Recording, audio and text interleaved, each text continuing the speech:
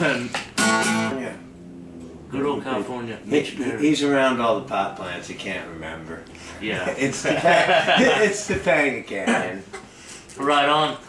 Well, what we got here? BC Rich. BC Rich. How old is this one? This was given to me in 1988 by Bernie and Ted Baum, and it's actually a prototype. They were thinking about putting them out, and they didn't. So this is a prototype. I love it. I practice on it all the time. What's Mitch Perry been doing these days? Just working on his record. Working on the new Asia album. Working with a guy named Robbie Bray in the studio with a lot of good players on that record. Just about to start this new project, which I'm not at liberty to say anything about just yet, but you heard a couple of the songs. Yeah. You know, hopefully. I mean, like I said, we'll get into a room and we'll take those ideas and see where they go, but they're good starts. And looking forward to that, and you know, various sessions here and there. And also you play like weekly? Yeah, I'm actually taking a break from that for the rest of the year right now. I just decided to concentrate on trying to finish my record and get this other stuff done. So, you know, we can take advantage of the press with this new project. You know, for my new stuff. Good. You passed me a CD there a few minutes ago. Your solo album. Yes. Where will we find this? You know, on the internet? Well, yeah. Actually, that's just a repressing of it. I own the masters. I licensed it to Japan, which is where it came out originally. Okay. And it never really got released anywhere else, and I saw copies selling on Amazon for $100, so I said, wait, let's press it up quick and put a deal together to get it. They should make you feel quite good when somebody spends $100 on the import, you know? And if they were sending it to me, it would. Yeah, that too. Yeah. But, you know, the people that, you know, are there for the music. Yeah, no, it is flattering to know somebody cares that much. Yeah. You know, I need this Mitch Perry import. They said, where were they at my gig last week now?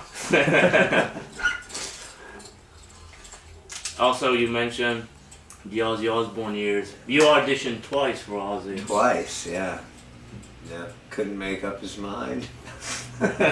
What would have happened with Mitch Perry in the project, in the Ozzy Osbourne? Probably, did he ever even probably the same thing that happened with Mitch Perry and David Lee Roth. You would have argued with him before you heard the record. You know, no, like I said, in hindsight, I think he picked the right guitar player. I mean, Zach is really, you know, was great right off the bat. You know, I love No More Tears, and you know. And the '82 era when you went, was it for the J.K. Lee job? Yeah, you know, right after Brad Gillis. And I don't know. You know, it's funny. I didn't like the Bark at the Moon record that much, but I thought if you went and saw Jake play live, at the time, he was great.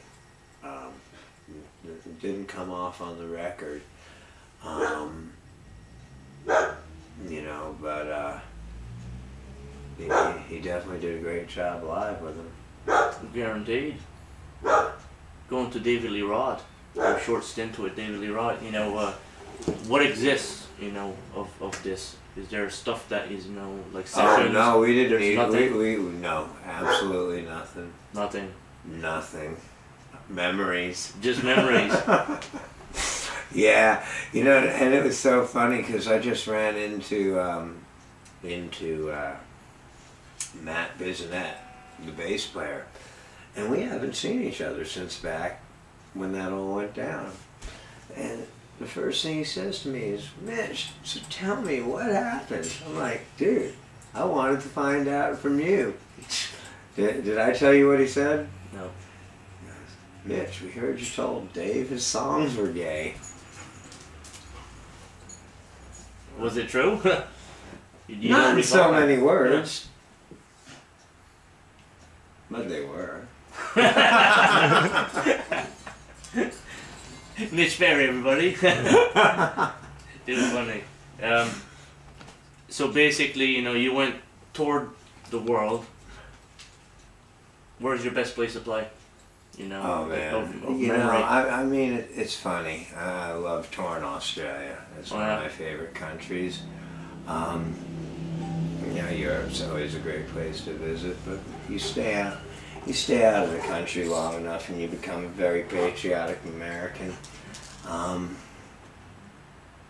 You know, the best place to play is it can be anywhere. It's the audience, and it's the connection with the audience. I mean, you know, I played with Cher in front of 110,000 people, and later that week played in front of 30 people in my own band.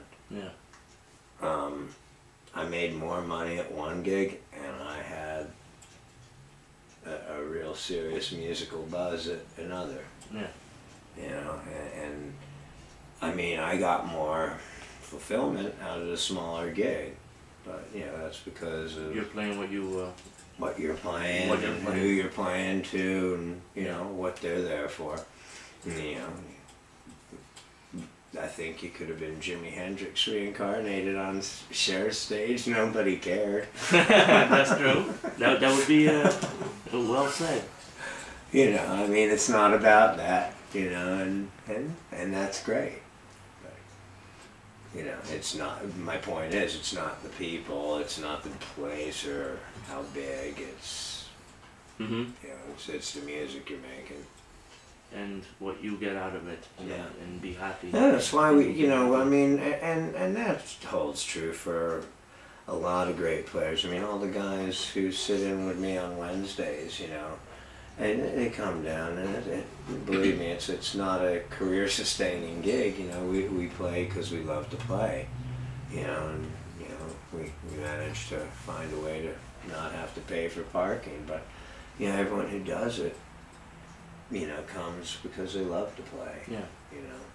Guitar collections. You have the 1977 Gibson. Yeah, you know, I've had a ton of guitars and let a ton of them go, and I like my one guitar now. I mean, I can play all sorts of different ones. It's not like I can only play my guitar, but you know, I've gotten to where I kind of have a comfort level with the guitar, and a sound and a personality with it. So unless I have to do something distinctly different for a particular reason, I prefer to stick on that.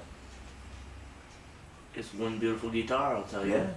And you can all see it on Mitch Perry's Facebook. Yes, it is there. He's got pictures of that.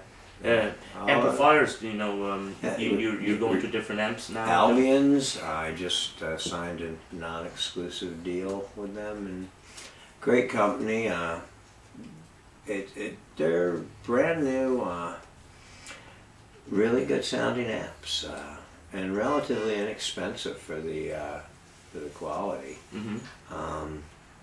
And I'm really looking forward to working with them. The guy doing A&R is a real good guy, and a good guitar player himself. So, you know, we'll be doing a lot of hands-on stuff with the amp. So hopefully, you know, Mitch Perry's signature amp. One will only find out.